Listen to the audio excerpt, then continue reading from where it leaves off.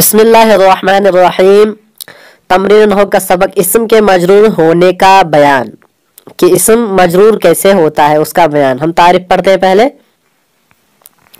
قاعدے میں لکھی ہے، کسی اسم سے پہلے اگر حرف جر زیر دینے والا حرف میں سے کوئی حرف آ جائے تو وہ اسم مجرور زیر والا ہو جائے گا۔ وہ حرف یہ ہے، من ہے، الہ ہے، اعلی ہے، فی ہے، با ہے، لام ہے۔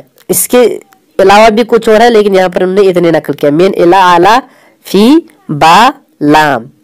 تو یہ جب اسم پر آتے ہیں تو یہ ان کے آخر میں جر دیتا ہے، زیر دیتا ہے، کسرہ، تینوں نام آپ ان کو بتا سکتے ہو، یعنی زیر دیتا ہے آخر میں۔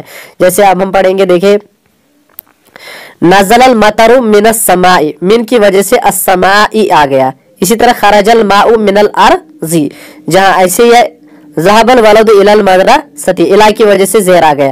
وصل ابراہیم الى مکہ، یہاں پر یہ غیر منصرف ہے، یہ انشاءاللہ کبھی آگے آئے گا، وہیں بیان کر لیں گے۔